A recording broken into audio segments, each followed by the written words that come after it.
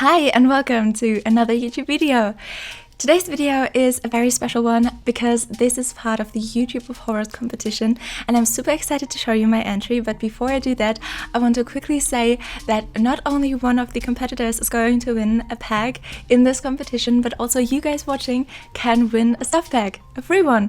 And all you've got to do for that is go to the description and watch all of the entries, and I'm sure these entries are going to be great because I know how much time and effort every single one has spent on their video, and there are so many impressive ideas and they're all great. So check out all of the amazing simmers that are part of this collab or competition. And yeah, when you are at the video, all you need to do is leave a rating out of 10 and leave them a little comment.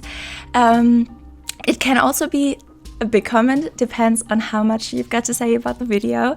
But yeah, a rating out of 10 with a little comment and you're good. And when you have done that on all of the other simmers videos, and mine of course too, you are eligible to win a stuff bag, and the winner is going to be announced by the host of this challenge, the amazing Miss Unfortunate, and she's going to announce the winner on the 30th of October. And yeah, I really recommend you go check her out and follow her, then you'll get notified anyway, but I'll also retweet when she announces the winner and also mention it in a video around that time frame, so you'll know if you've won something. And also this is of course a video that goes in the horror direction. I'm not too familiar with the horror genre, but this build is inspired by some of my biggest fears and some reoccurring nightmares of mine. And with all of that, I try to make this like dark atmosphere, and I hope I'll entertain you with it. But of course, because some of my biggest fears are discussed, there are also some very heavy topics, like the fear of infertility, dementia, and also suicide is quickly mentioned. I don't go into detail with a lot of them, so I think it's going to be okay for everyone to watch, but I want everyone who watches this to go out of the video feeling better than they did before. And so if you know yourself well enough to know like these are topics that I shouldn't get in touch with in any way, then please do me a favor, get some hot chocolate, watch some cute kittens on the internet instead, and feel hugged by me. And for everyone else, I hope you enjoyed this video that I'm going to show you, because I pushed myself in every single way. I pushed myself with what I thought I'm able to do in building. I pushed myself with the editing and with the thumbnail and with the camera angles and stuff. I pushed myself in every single way, so I really hope you like the results. Have fun with it. Born in 1853, there was a brilliant man named Gregorius Maudsley. He was a psychiatrist, way too ambitious for his own good. He wanted to make a scientific discovery that would get his name written into the history books. After many years of studying and research that led nowhere, and without an important discovery to his name, he started a position at an insane asylum. During his time working there, he got more and more fascinated with the fears and nightmares of his patients, and did a lot of testing to find out which stimulus in the hour before they go to sleep could best predict the occurrence of a nightmare. And when he finally thought he had a breakthrough, a dreadful accident happened and a terrible fire devoured not only big parts of the asylum, but also all of his notes and records. Wrecked and devastated, he made his way over to a pub, and he was already very drunk when he got approached by a mysterious woman. She convinced him that she knew how to push the boundaries of human limitation and give him enough time and mental capacity to live up to his expectations of himself. With his reasoning obscured by alcohol, he left with her, and she took him to a mysterious place where she transformed him into a vampire. After 2 days, he woke up, completely disoriented and confused. But it didn't take him very long to get fascinated with these new powers he felt within himself. 100 years passed of his vampire life. He built a castle for himself. He trained his vampire skills. During this training, he got an idea. A brilliant idea, a spark, stronger than he had ever felt it before. As a vampire, he was able to read other people's personalities with just looking at them. He was able to command them to do certain tasks for him, and he was able to change their emotions at will. But what if he combined these abilities? What if he could achieve true excellence by becoming the most powerful vampire in existence? He frantically experimented in his office, and he finally figured it out.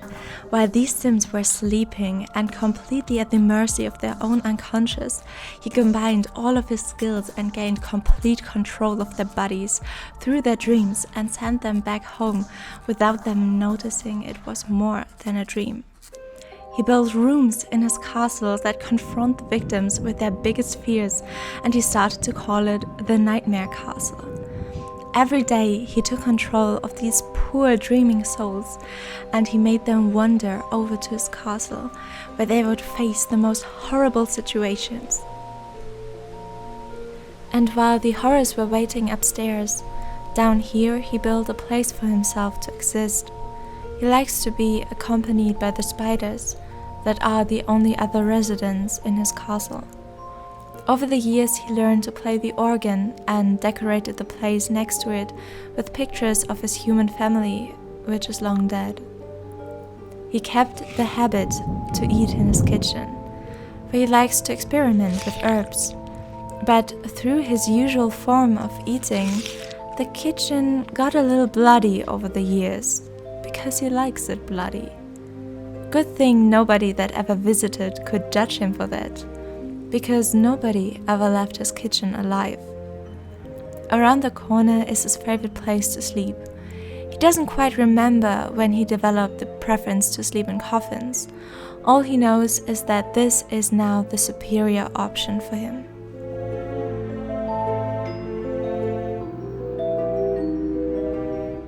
The dark, narrow hallways with horrors waiting behind every door were a nightmare in itself.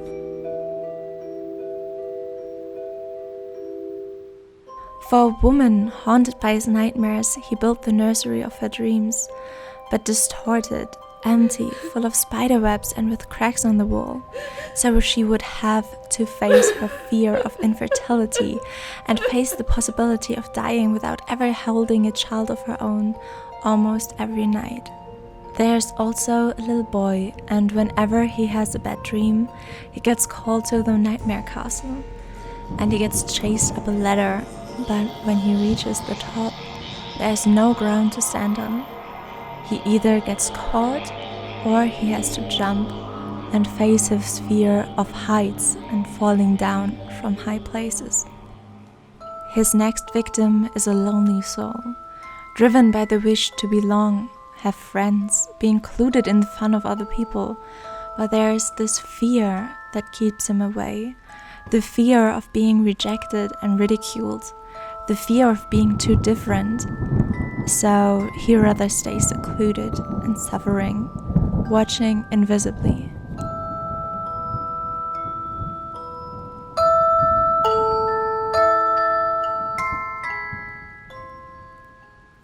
In another room, an old man who got lost in the jungle in his past gets haunted by his fear of losing control and orientation, being in the dark and getting fooled and misled by all of the mirrors on the wall.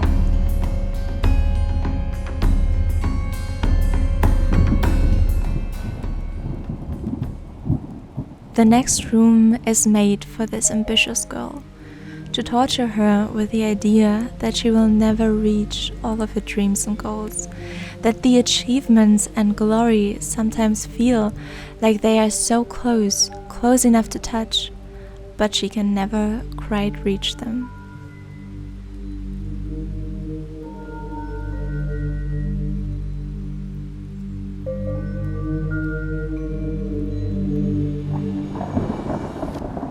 The room that awaits the dreamer at the end of the hallway doesn't seem scary at first sight, but for the target, a victim with her heart full of fear of losing her memory, losing her thoughts, losing her complexity and losing what makes her herself, there's nothing scarier than this room.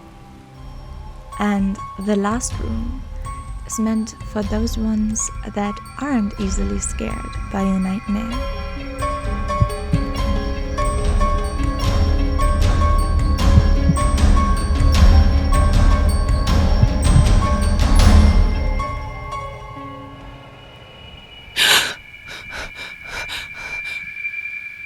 For a while he enjoyed their screams and sometimes their blood when they were weakened. The screams reminded him of how powerful he was, how special. But despite all of that excellence and power he had achieved, there was still nobody who knew his name. He hadn't met another vampire since he was bitten. There was no way the human world could understand his creation or learn about it without hunting him down. He was still nobody. He had never been empathetic, but he used to have ambitions to discover new ways to understand and treat people with the most fascinating maladies. But he has brought nothing but suffering and agony to the world, driven people into insanity with the dreams he brought them. He was like an illness himself. He desperately tried to stop the machines and destroy the potions that helped him control the dreamers, but it was like the castle had developed a mind of its own. There were still people wandering over to the castle every night. The rooms were changing, new rooms were forming to bring more fear into the world. Every night, every scream, every tear cried in his castle became torture for Gregorius. Until he decided to end his existence as a vampire and as a whole, and hope that this would stop this nightmare.